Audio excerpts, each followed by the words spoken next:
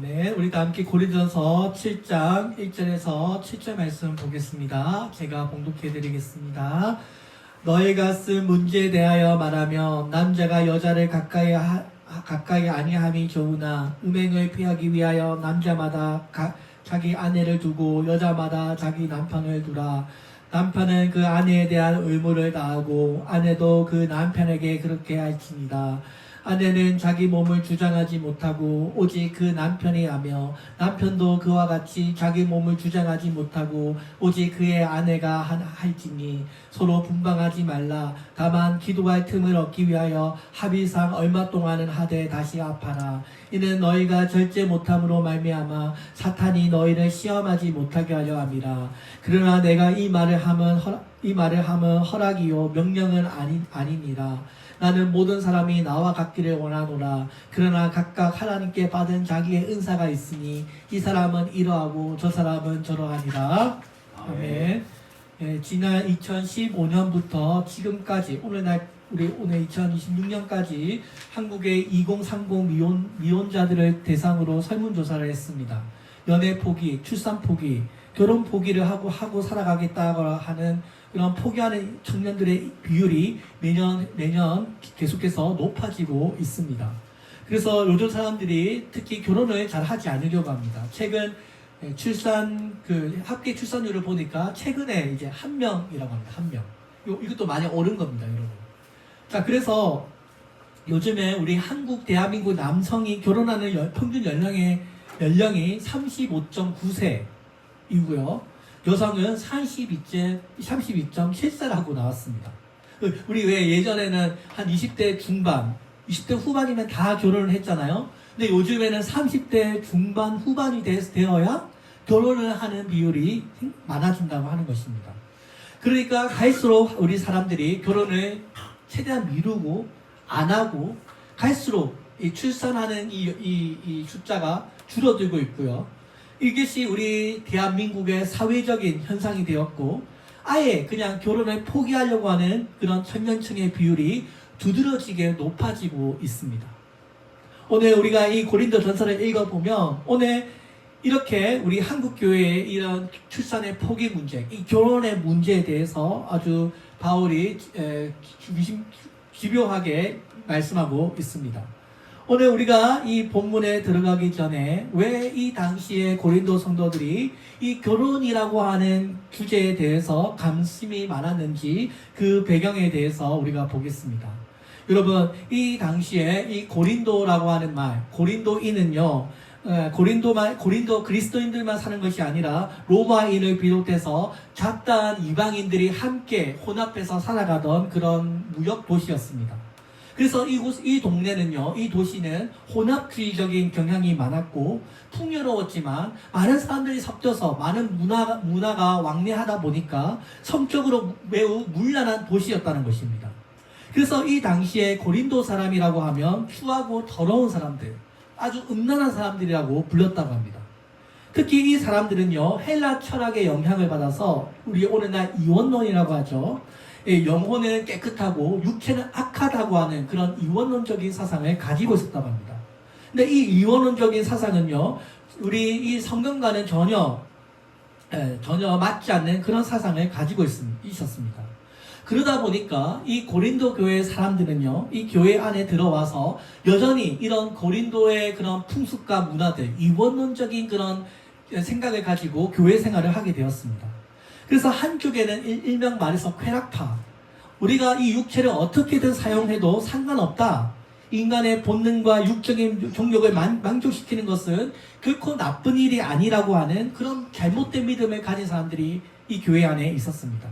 그래서 이 사람들은요, 음행을 하고 방탕을 일삼아도 나는 전혀 상관없다, 나는 전혀 거리낌 없다라고 생각하며 서슴없이 결혼과 이혼을 하기도 했습니다. 또 이 고린도 교회 안에는 또 한편에는 완전 반대로 아주 극단적인 금욕파들이 있었습니다. 이 금욕파들은요, 이 이원론의 사상의 영향을 받아서 영혼은 깨끗하고 육체는 아주 더러운 것이라고 생각했기 때문에 우리의 모든 육체의 욕망과 모든 이런 우리의 본능은요, 다 부정되어야 되고 다 중단되어야 된다고 생각했습니다. 그래서 이 사람들은요, 금욕 생활을 행했고 아예 결혼조차도 하지 않았습니다. 그러니까 이 고린도 교회 안에는 한편에는 금욕주의자들, 또 한쪽에서는 쾌락파들이 함께 신앙생활을 하면서 결혼과 이혼과 여러 가지 이런 우리 가정생활에 있어서 여러 가지 의문을 제기했던 것입니다.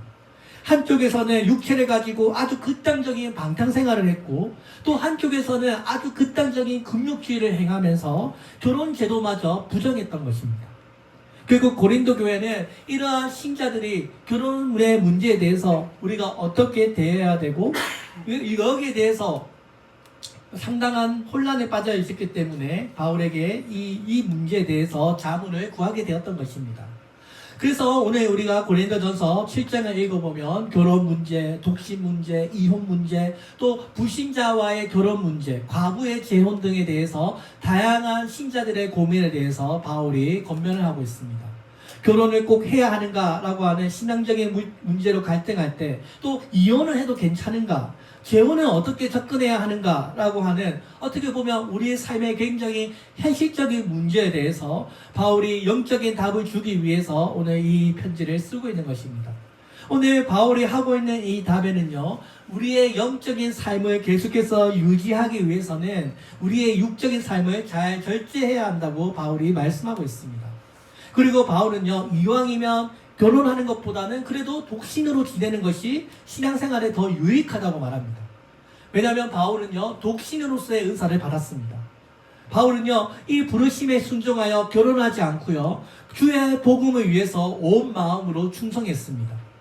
오늘 이 바울의 이 겉면에는요, 근본적으로는 내가 육신의 그런 욕망을 따라서 내가 살지 않겠다라고 하는, 내가 하나님의 거룩함을 쫓아 살겠다고 하는 그런 어떤 거룩한 결혼의 의지가 담겨져 있는 것입니다. 오늘날 우리 이 대한민국 이 시대에 많은 가정들이 무너지고 있습니다. 이 부부 전선에 이상이 생겨가고 있습니다. 부부간의 사랑이 서로 식어져 가고요. 또 요즘에 이혼하는 가정들이 세상이나 교회나 똑같이 많아지고 있습니다. 오늘 우리 교회의 결혼의 목적이, 신자들의 교회의 결혼의 목적이 무엇입니까? 하나님의 거룩입니다. 그저 여러분, 이 거룩함, 우리가 서로 부부가 결혼해서 우리가 서로 함께 도우며 우리가 하나님의 거룩이라고 하는 공동의 목표를 이루어 나가기 위해서 결혼했습니다. 우리가 로마 천주교회를 보면 로마 천주교회가 섬기는 여러 성인들 중에 제롬이라고 하는 성인이 있습니다. 혹시 들어본 적 있습니까? 이 제롬이라고 하는 이 성인이요, 흔히 말하는 이 성경을 그 당시 라틴어로 번역한 학자입니다. 천주교 사제들 중에 이 독신 제도가 시작된 것이 바로 이 제롬이라고 하는 이 학자로부터 시작되었습니다. 이 제롬은요, 동굴에 들어가서 밥만 먹고요, 하루 종일 성경을 번역하고 연구했던 사람이었다고 합니다.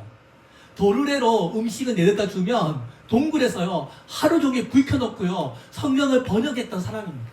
이 사람이 독신으로 죽었어요. 자, 그러다 보니까 이 성인, 이 제롬을 본받아서 천주교 사제들은, 신부님들은 지금까지 결혼을 하지 않습니다. 여러분 다들 잘 아시죠? 자, 바로 이 제롬이라고 하는 이 아주 뛰어난 이 성경의 학자이면서 평생 독신 생활을 했던, 평생 어떻게 보면 그 금욕주의 생활을 했던 이 제롬으로부터 이 천주교회의 이 독신 제도가 시작하게 되었습니다. 그래서 이 제롬이 382년부터 신약과 구약 성경을 라틴어로 번역하는 작업을 들어가게 되는데요. 이것이 바로 오늘날 우리가 보고 있는 불게이트라고 하는 성경 번역본입니다. 중세 시대에 아무도 이 성경을 읽을 수 없었는데 이 제롬이 성경을 라틴어로 번역해 줌으로써 로마 시대 사람들이 다 이 성경을 이제 직접 읽을 수 있게 되었고, 이 성경이 지금까지도 로마 천주교회에 우리 왜 개역 성경처럼, 그죠? 표준 성경으로 쓰여져 가고 있습니다. 오늘 그래서 이 제롬이 이 중세 시대에 준 두 가지의 선물이 있는데요. 첫 번째는 바로 이 라틴어 성경이고요. 두 번째가 바로 이 독신 제도입니다. 자, 그래서 이 제롬은요, 내가 하나님과의 깊은 영적인 관계를 유지하기 위해서는 신자들은 반드시 두 가지를 결정해야 한다고 말했습니다. 첫 번째는 세속적인 삶으로부터 포기해야 되고 순결을 지켜야 한다고 했습니다. 신자가 깊은 영성을 갖기 위해서는 세속적인 삶을 다 포기해야 된다고 제롬이 말했습니다. 그러니까 우리 말로 치면 금욕주의에 가까운 사람입니다. 가족과의 관계, 돈, 세상과의 어떤 명예, 어떤 세상적인 칭찬은 다 포기해야 된다고 이 제롬이 주장했습니다. 그래서 제롬은요, 결혼을 하지 않고, 왜냐면 금욕주의자니까 결혼을 최대한 하지 않고 이 독신으로 살아가는 것이 하나님께 영광이라고 생각했고, 이 제롬의 독신주의적인 이 사상이요, 1093년 그레고리 7세에 아예 법령으로 공포가 되면서 법으로 제정이 된 거예요. 그러면서 누구든지 성직자가 되려고 하는 사람은 독신제로 살아야 된다고 하는 그런 교리로 착수되었고, 지금까지도 성직자들의 족쇄가 되어져 내려오고 있는 것입니다. 그래서 중세시대, 아니 오늘날까지 천주교회 사람들은 어떻습니까? 결혼한 사람은 하나님을 섬길 수 없다라고 하는 것이 천주교회 교황의 지침이 된 것입니다. 자, 그렇게 1000년, 1500년 동안 그렇게 사역자들의 결혼 금지가 내려오다가 어떤 일이 일어날까요? 종교개혁이 일어납니다. 여러분 다들 아시죠? 자, 종교개혁이 일어나면서 우리가 다시 성경으로 돌아갑시다. 우리가 다시 믿음으로 구원받습니다. 우리가 마리아가 아니고 우리는 오직 예수 그리스도를 통해서 구원받습니다 라고 하는 그 놀라운 종교개혁이 일어나게 됩니다. 누가 이 종교개혁을 일으킵니까? 독일의 마틴 루터, 그리고 나중에 1.5세대, 좀 시간이 지나서 한 15년, 30년 시간이 지나서 칼빈, 이 두 사람이 대표적으로 종교개혁을 일으키죠. 루터는 독일에서, 그리고 칼빈은 프랑스에서 시작했다가 핍박이 너무 심해가지고 어디죠? 어디입니까? 스위스에 가서 이 종교개혁을 일으키죠. 자, 그래서 이 루터의 종교 사상을 인해서 새로운 사회적인 개혁의 운동이 일어나게 되는데, 그 중에서 많은 개혁이 일어났는데 그 중에 하나를 뭘 개혁합니까? 이 결혼 제도를 다시 개혁하게 된 것입니다. 이 루터는요, 이 독신 제도는 사탄의 교리라고 하면서 자기 스스로 결혼 생활을 하겠다고 주장하면서 천주교 수녀였던 카타리나 폰 보로와 실제로 결혼을 하게 됩니다. 자, 그러니까 이 루터가 우리 개혁교회 첫 번째 결혼한 성직자가 된 것입니다. 이 당시에 루터가 결혼한 나이가요 42살이었다고 합니다. 42살. 루터와 결혼한 카타리나는요, 이 종교개혁 이후에 첫 번째 개혁교회 목사와 결혼한 부인이 된 것입니다. 둘 다 가난했다고 합니다. 둘 다 가난했던 이 카타리나의 나이가, 이 당시에 이 카타리나의 나이가 26살이었고요. 그러니까 루터보다 16살이나 연하였다고 합니다. 항상 여기 사진 보시면 두 가락에 댕기머리를 하고 있었다고 하고요.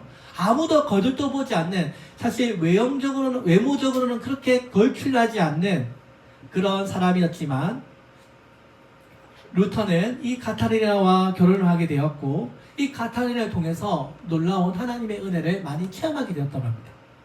이 당시에 성직자의 독신을 강조하던 그 시대적 상황 가운데서 수도사가 수녀와 결혼한다는 것은 엄청난 사건이었다고 합니다. 왜냐하면 루터 자기 스스로가 이 종교개혁의 모범이 된 것입니다. 그 다음에 선제후 프드리흐는 40개의 방이 있던 어거스틴의 수도원을 건물로 주면서 이곳에서 루터가 결혼생활을 할 수 있도록 집을 주었다고 합니다. 이게 바로 루터 하우스예요. 실제로 루터 부부가 살았던 루터 하우스라고 합니다. 그래서 이 프리디히라고 하는 이 사제가, 이 선제가 수도원의 건물을 루터가 결혼생활을 할 수 있도록 선물을 주었다고 합니다. 이곳에서 결혼생활의 보금자리를 꾸렸던 루터와 카타리나는 이곳에서 총 6명, 아들 3명, 딸 3명을 낳고 신혼생활을 했다고 합니다. 근데 그러다가 여러분 아시죠? 이 종교개혁 시대에 왜 흑사병이 창궐했다는 거 다들 아시죠? 그래서 2명의 딸을 잃게 되었다고 합니다. 그 이후로 루터는요, 자신들이 낳은 아들 외에 다른 6명의 조카들과 유럽 전역을 휩쓸었던 그 패스트로 인해서 고아가 된 아이들 20여 명을 자기 집에 초대해서 자기의 양아들, 양딸로 다 키웠다고 합니다. 그는 진실로 아이들을 사랑하고 아꼈다고 합니다. 그래서 나중에 자기가 낳은 친자녀들 뿐만 아니라 자기 집을 방문하는 모든 손님들까지 다 함께 참석해서 자주 가정 예배를 드렸다고 합니다. 루터는 하루 일과를 시작하기 전에 먼저 개인적인 기도를 드렸고 그 다음에 가족들과 함께 식사를 나누면서 십계명이 무엇이고 사도신경이 무엇이고 주기도문 시편을 함께 암송하면서 음식을 함께 먹고 마시면서 가족들과 여러 가지 신앙적인 대화를 많이 나누었다고 합니다. 그래서 루터는요 굉장히 가정적인 사람이었다고 합니다. 저녁 식사가 끝나면요 루터는 직접 브루스를 연주하고 찬송가 음악과 독일어로 찬송가를 부르면서 가족들과 함께 찬송을 자주 불렀다고 합니다. 특히 성탄절이 오면 아이들과 함께 기뻐하며 하나님을 찬양했다고 합니다. 이 당시에 루터는 비텐부르크 대학의 교수였지만 개인적인 봉급은 전혀 받지 못했다고 합니다. 그는 수많은 개혁주의 책을 저술했지만 인쇄서 하나도 발급받지 못하고 모든 자기의 수입을 출판업자에게 주겠다고 제의를 했다고 합니다. 그는 교회의 설교자로서 전혀 급여도 받지 못했다고 합니다. 그 당시에 수치스러운 삶을 구걸하면서 저 돈을 밝히는 저 주교들과 추기경처럼 내가 살지 않겠다고 결심했기 때문입니다. 그래서 루터는요 굉장히 가난하게 살았다고 합니다. 그 당시에 모든 종교개혁자들이 다 그러했지만 재물을 탐하지 않고 거리를 두고 다 가난한 삶을 살았다고 합니다. 그 결혼한 후에도 선제 후에 배려로 약간의 봉급은 받았지만 그는 결혼 생활을 위한 물질적인 여건은 여전히 열악했다고 합니다. 하지만 루터의 부부는 여전히 친절하고 항상 남을 잘 대접하고 넓은 집에 많은 유럽의 가난한 학생들이 몰려와서 방문객들로 가득 찼다고 합니다. 로마 가톨릭 교회의 집요한 방해와 협박에 생사를 오가는 여러 가지 스트레스를 받을 때마다 아내였던 카타리나의 도움으로 그 모든 핍박을 견뎌냈다고 합니다. 카타리나는 이런 자기 친아들뿐만 아니라 많은 그런 아이들, 고아화된 아이들까지 대가족을 거느리면서 경제적으로 어떻게든 루터를 뒷받침하고자 했고 생부터 일어나서 가정사역에 정성을 쏟아부었다고 합니다. 근데 이 가족이 너무 많잖아요. 근데 먹고 살아야 되잖아요. 어떻게 했을까요? 여러분 독일에 유명한 게 뭡니까? 맥주가 유명하죠? 그래서 수도원에서 맥주를 만드는 기술을 배웠다고 합니다. 수도원에서 맥주 만드는 기술을 배운 카타리나는 결혼 후에도 수제 맥주 제조를 시작했다고 합니다. 여러분 다 아시죠? 독일에는 이 맥주가 우리가 같은 이런 술 개념이 아니라 음료수였기 때문에 이 카타리나는 그 가정 경제를 돕기 위해서 수도원 지하 건물에서 맥주를 양조하면서 가정 생활을 했고 또 열심히 밭과 채소를 가꾸었다고 합니다. 그녀는 작은 양어장도 만들고 가축 사육과 동물을 키웠다고 합니다. 특히 그녀는 돼지치기에서 많은 소득을 얻기도 했고 루터는 아내를 친애하는 돼지파는 여주인이라고 부르기도 했다고 합니다. 결혼 후 얼마 되지 않아서 루터가 아주 죽을 정도로 심하게 병을 앓게 되었는데요. 카타리나는 나뿐만 아니라 전 세계를 위해서 당신을 살려야 하겠어요 라며 밤잠을 가리지 않고 루터를 극진하게 간호했다고 합니다. 그녀의 그런 정성 덕분에 루터는 다시 건강이 회복되었다고 합니다. 그녀의 그 아름다운 그리고 헌신적인 내조 덕분에 루터는 다시 설교하고 강의하고 책을 쓰고 여러 가지 서신들을 쓸 수 있게 되었다고 합니다. 루터는 결혼 생활에 대해서 다음과 같이 언급했습니다. 결혼은 장난이 아니다. 그것은 끊임없이 상호 노력해야 하는 일이며 기도해야 하는 일이다. 아내를 얻는 일은 어렵지 않다. 그러나 아내를 변함없이 사랑하는 일은 쉽지 않다. 결혼 생활에서 조화보다 더 달콤한 것은 없으며 불화보다 더 씁쓸한 것은 없다. 그리고 불화 다음으로 쓰라린 것이 있다면 그것은 자식을 잃는 일이다. 나도 그 아픔을 안다. 이처럼 루터는요, 자신의 아내를 존경했고 끊임없이 끔찍히 사랑했습니다.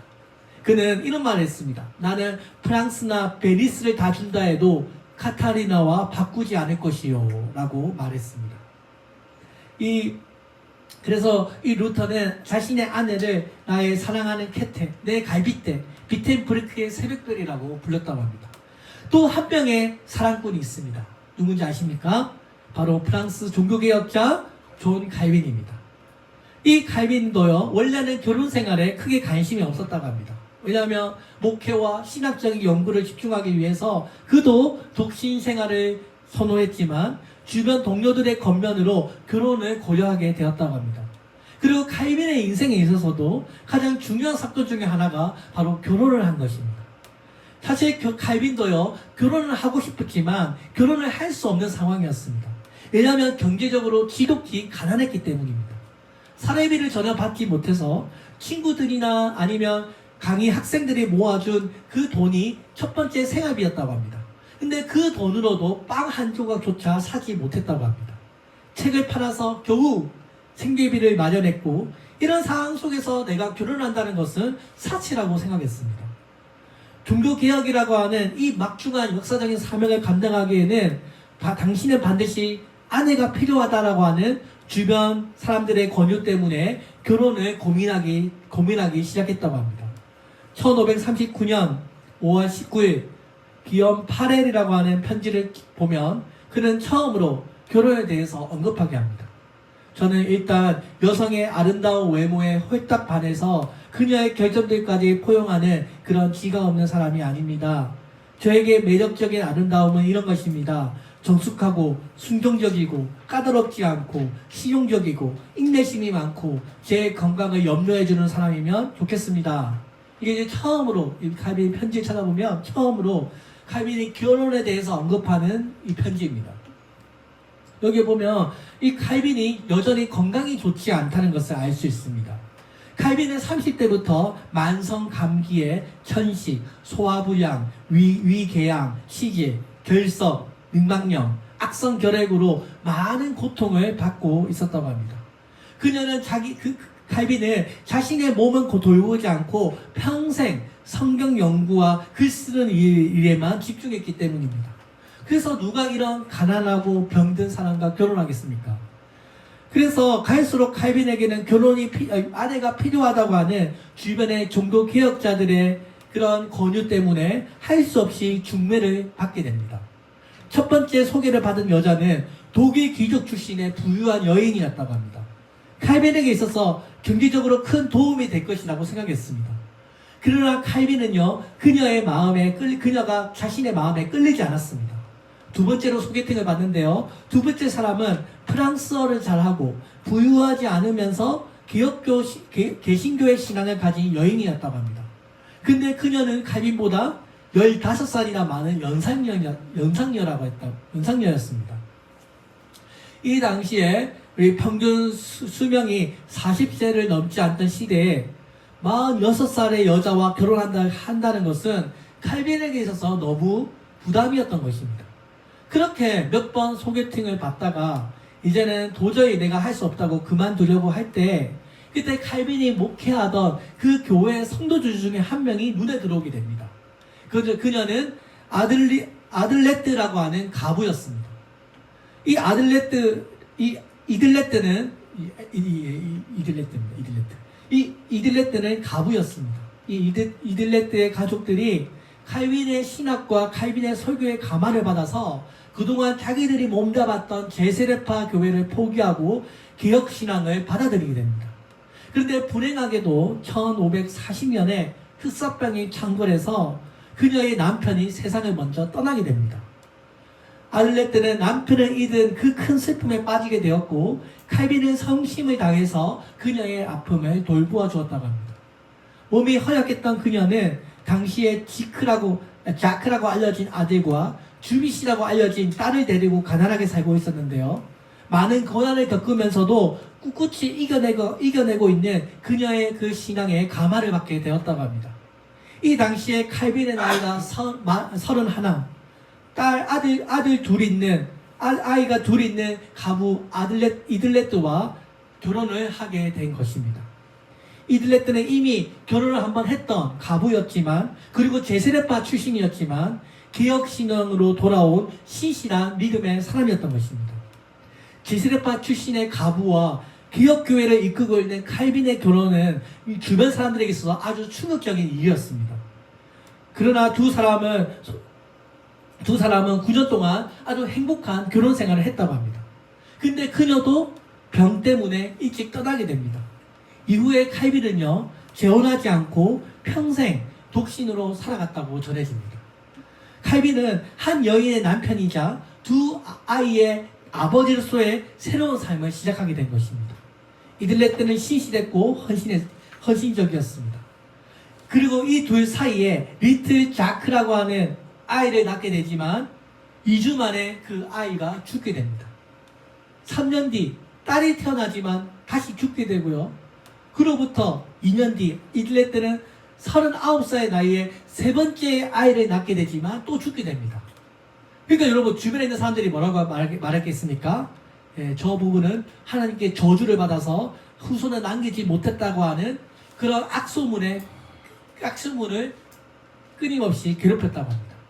종교개혁에 반대했던 가톨릭 사람들은 이 칼빈과 이들레트 사이에 아이가 없는 것을 보고 그것은 바로 하나님께 저주를 받아서 아이를 낳지 못한다고 하는 그런 악소문을 퍼뜨렸다고 합니다. 조용한 성품의 이들레트는 이 모든 중상모략을 묵묵하게 다 참고 이겨냈다고 합니다. 그리고 그녀의 마음이 얼마나 아팠는지 우리가 짐작해 볼 수 있습니다. 40살이 되던 해 1549년 그녀는 병석에 누워서 결국 일어나지 못합니다. 이들레트의 이 신체는 점점 더 나빠졌고 가난하고 몸이 허약했던 이들레트는 결혼한 지 9년 만에 병으로 칼빈의 곁을 떠나가게 됩니다. 9년이라고 하는 아주 짧은 이 결혼 생활 동안 아프고 힘들고 상처가 많은 순간들이 많았지만 이 칼빈 부부는 서로 사랑하고 행복했다고 합니다. 이때 칼빈의 나이가 40살이었습니다. 칼빈은 이 슬픔 가운데서 이렇게 표현했습니다. 내 인생 최고의 동반자를 잃었다. 40살이 된 혼자가 된 칼빈은 이후에도 재혼하지 않고 15년을 독신으로 지내다가 평생 그녀를 그리워하며 살았다고 합니다. 그리고 이들레트가 남겨놓은 그 두 아이들을 정성껏 돌보았다고 합니다. 칼빈은요, 부부가의 사랑을 의무라고 강조했습니다. 칼빈의 결혼 생활을 보면 이 루터처럼 어떤 낭방적인 이야기라기보다는 십자가를 함께 지는 배우자의 중요성을 더 강조합니다. 오늘 본문에서도 사도 바울이 뭐라고 이야기합니까? 만일 미혼자가 성적으로 스스로 절제하지 못하겠다면 그러면 그런 걸 하는 것이 낫다라고 말합니다. 2절 말씀에 보면 음행의 연고로 남자마다 자기의 아내를 두고 여자마다 자기 남편을 두라. 이 음행의 연고라고 하는 말은 음행하는 일들이 생기기 때문에 자기 스스로 결제하지 못하겠으면 차라리 결혼을 하고 아내를 두라는 것입니다. 오늘 이 고린도 교회 안에는 성적인 방종들이 넘쳐났기 때문에 이러한 음행에 빠지지 않도록 결혼하는 것을 바울이 권면했던 것입니다. 히브리서 13장 4절에 보면 모든 사람은 혼인을 귀하게 여기고 침소를 더럽히지 않게 하라. 음행하는 자들과 가늠하는 자들은 하나님께서 심판하시리라고 했습니다. 뭐라고요? 결혼을 귀하게 여기고 침소를 더럽히지 말라. 여러분, 오늘 우리의 이 하나님은요, 이 결혼을 아주 귀하게 여기시고, 하나님은 우리 신자들이 하나님께서 주시는 하나님의 이 아름다운 배우자들과의 아름다운 결혼 생활을 하는 것을 하나님은 기쁘게 생각하십니다. 하나님께서 우리에게 주신 가장 행복한 선물이 무엇입니까? 바로 결혼하고 다음 세대를 낳고 서로 사랑하는 삶을 사는 것입니다. 저도 20대 중반까지 맨날 항상 전도사 생활만 하다가 돈을 저축하는 법을 몰랐습니다. 사례비를 받으면요, 11조를 내고 난 다음에 전부 먹는 거에 쓰다 보니까 모아둔 돈도 하나도 없고요. 그래서 기숙사에 들어갔는데 그때 제 동기들은 이미 다 여자친구들이 있었고 제 주변에는 저를 좋아하는 사람이 한 명도 없어서 저도 사실은 결혼을 포기하고 살았습니다. 그러다가 우리 대학원의 어떤 형님이 저를 소개해줘가지고 결혼을 하게 됐는데요. 그때 그 전까지만 해도 저는 사실 결혼이라는 것은 포기하고 살았습니다. 하나님의 은혜로 결혼을 하게 되었습니다. 오늘 바울이 뭐라고 말합니까? 디모데전서 4장 3절에 보면 혼인을 금하는 이단을 경계하라고 합니다. 혼인을 금하고 어떤 음식을 먹지 말라고 할 터이니 음식물도 하나님께서 지으신 바요 믿는 자들과 진리를 아는 자들이 감사함을 받을 것이다. 여기 말세가 되면 이단들이 등장하게 되는데 뭘 금지시킨다고요? 혼인을 금한다는 금지시킨다고 합니다. 오늘 바울은요, 이 고린도 교회 안에 있었던 금욕주의자들이나 또 이 제롬과 같은 그런 독신주의자가 아닙니다. 바울은요, 결혼하지 않는 것이 그 사람의 부르심이면 그렇게 살고, 또 음행하는 것에 도저히 자기가 절제하지 못하겠으면 결혼하면서 각각 자기의 부르심에 따라서 그렇게 살라라고 권면하고 있습니다. 그리고 아내와 남편은 뭐라고 말합니까? 자신들의 의무를 다 행해라고 말합니다. 남편은 그 아내에 대한 의무를 다하고 아내도 그 남편에게 그렇게 할지니라. 여러분, 아내와 남편의 서로에 대한 의무가 무엇입니까? 충종과 사랑이지 않겠습니까? 그리스도를 사랑하는 것 같이 아내들이여 자기 남편에게 복종하라. 남편들아, 아내를 사랑하기를 그리스도께서 교회를 사랑하시고 그 교회를 위하여 자신을 주신 것 같이 하라라고 했습니다. 여러분, 남편과 아내의 사랑, 하나님과 예수 그리스도의 사랑으로 표현하고 있습니다. 오늘 우리가 아내를 어떻게 사랑해야 합니까, 여러분? 그리스도가 우리를 사랑한 것 같이, 그리스도가 교회를 사랑한 것 같이 우리가 아내를 사랑해야 한다고 말씀합니다. 여러분, 이것은요, 아무나 행할 수 없습니다. 복종은요, 아무나 행할 수 없는 것이 아닙니다. 오직 주님께 복종한 사람만이 아내와 남편에게 복종할 수 있습니다. 사랑하는 여러분, 오늘 우리 종교개혁자들이요, 우리에게 이렇게 놀라운 선물을 주었습니다. 남편에게 복종하지 않는 아내는 하나님께도 복종하지 않는 자들입니다. 그래서 우리 남편이 먼저 그리스도께 복종하고 그제서야 아내에게도 복종할 수 있습니다. 남편은 아내 사랑하기를 그리스도께서 교회를 사랑하시고 교회를 위하여 자기 몸을 내주신 것 같이 하라고 했습니다. 남편이 아내를 그리스도께서 교회를 사랑하듯이 아무리 악처라고 할지라도 남편에게 복종하지 않는 사람은 없다는 것입니다. 오늘 사랑하는 여러분, 이제 우리 다음 달에 5월달이면 가정의 달이잖아요. 남편과 아내에게 짊어진 의무가 있습니다. 조금 다투었다고 해서 짐 싸들고 친정에 가는 것은요, 하나님이 기뻐하지 않으십니다. 말다툼했다고 해서 이불 싸들고 딴 방에 가서 자는 것도 하나님께서 기뻐하지 않으십니다. 바울은 이 결혼의 문제에 대해서 아주 구체적으로 말씀하고 있습니다. 내가 결혼하지 않은 자들과 가부들에게 이르노니 나와 같이 그냥 지내는 것이 좋으리라. 여러분, 뭐라고 말씀합니까? 그런데 만약 절제할 수 없거든 결혼하라고 합니다. 왜냐하면 종욕에 불타는 것보다 차라리 결혼하는 것이 더 낫기 때문입니다. 사랑하는 여러분, 그리고 만약에 별거하고 있는 자들이 있다면 언제든지 다시 합하라고 말씀합니다. 오늘 이혼하는 것은요, 하나님의 절대 주권과 하나님의 섭리를 부정하는 것입니다. 결혼은 둘이 합하여 하나가 되는 것입니다. 이혼은 뭡니까? 아내와 남편 그리고 아이들에게 큰 상처와 아픔이 되는 것입니다. 사랑하는 여러분, 오늘 하나님께서 우리에게 주신 가장 큰 선물은 바로 이 교회와 또 가정입니다. 여러분, 오늘 우리가 믿지 않는 남편이나 아내가 있다면 뭐라고 말합니까? 끝까지 그를 품고 섬겨라고 말합니다. 남편이 아내를, 아니면 아내가 남편을 구원하기 위해서 끝까지 섬기고 그를 회개하기까지 기다리라고 말씀합니다. 베드로전서 3장 1절 2절에 보면 아내들이여 이와 같이 자기 남편에게 순종하라. 이는 혹 말씀을 순종치 않는 자라도 말로 말미암지 않고 그의 아내의 행실로 말미암아 구원을 받게 하리니 너희의 두려워하며 정결한 행실을 봄이라. 오늘 바울이요, 우리가 일상생활에 처하게 되는 여러 가지 실제 상황에 대해서 여러 각도에서 명령하고 있습니다. 그리고 이런 겉면들 가운데서는 한 가지의 원칙이 있습니다. 신자인 경우 뭐라고요? 항상 하나님께서 주신 입장대로 부르심에 받은 그 상태대로 행하라는 것입니다. 남편의 아내로 부르심을 받았다면 그 현실을 받아들이고, 또 독신의 은사를 받았다면 그 믿는 자들 속에서 그 사명을 잘 감당하는 것입니다. 사랑하는 여러분, 오늘 이 결혼이라고 하는 것은 하나님께서 주신 가장 귀한 선물인 줄로 믿습니다. 예수님께서 가나안 혼인잔치에서 물을 포도주로 변화시키는 놀라운 역사를 일으켰습니다. 근데 거기서도 가나안의 혼인잔치에서 하나님께서 그 사람들을 축복했습니다. 하나님께서 그 사람들을 결혼 제도로 축복하기 위해서 가나안의 혼인잔치에서 놀라운 기적을 일으킨 것입니다. 사랑하는 여러분, 오늘 우리가 독신이든 결혼한 사람이든 우리는 주님이 기뻐하시는 삶을 살아가야 합니다. 그리고 하나님께서 우리에게 짝 지어주신 것이 하나님의 뜻이라고 믿는다면 결코 헤어져서는 안 됩니다.